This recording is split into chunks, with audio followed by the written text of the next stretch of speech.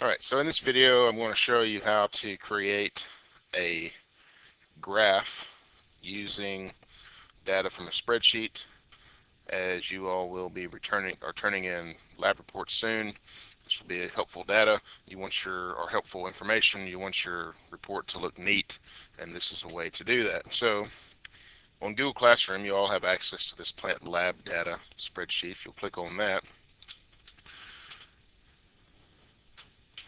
and you'll notice you have data here from my classroom, and which has all of our different groups, and then our average height, and Coach Morris's classroom, which has the same information.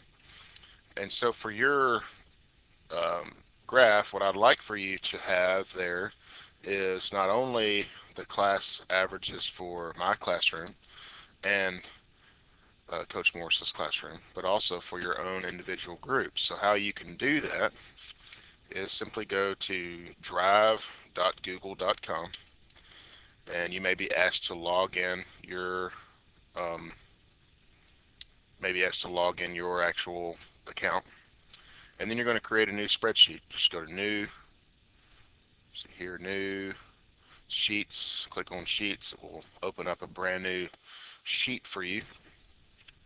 And one thing that's easy to do, since you already have this and I've already kind of set it up for you how it should look, is just kind of copy and paste right here. Control C to copy, and then paste Control V, and there you go. Well, notice that it didn't put it has a formula, so just delete these and go back and look at the numbers and put them in. See, 5.71, 3.18.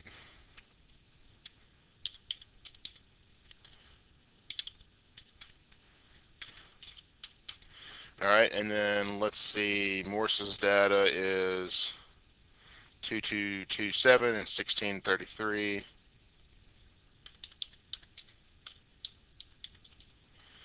And I'll see here, I'm going to change this to Chipman average, Morse average, and then the last one will be um, my group, which is fine. And then we'll say that your group, water, just plain water, it grew 8.5 centimeters, and with water plus fertilizer, it grew 6.5. Just came up with those numbers random. All right, so now I have this table. Well, I can do a couple things with this table. First of all, if I had my report, let's see, I'll just go and make a live report. I just created a new document,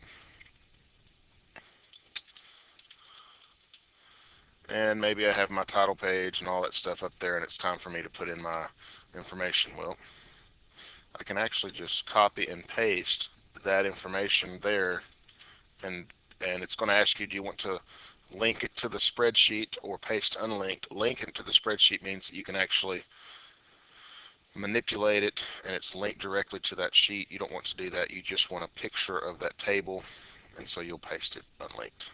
And there you go. Now you may want to come in here and you know, you can merge these together or make it look neater, but you may want to have a title on your table or something along those lines. I'll let you decide to do that, but there's just a real simple table with that data. And now I can also take this same grouping here and come over here and click on this button where it says Insert Chart. You can also get there by going to Insert Chart, which I'll do that way. And look, it made a nice chart for me. Google decides what chart it thinks will be best for you, and this is the best chart for this particular information. There are lots of charts you can choose from. This one would represent the best, but I mean you can go all over the place here. But I think this is the best one. You can customize your chart. You can name the axes. You can name the title.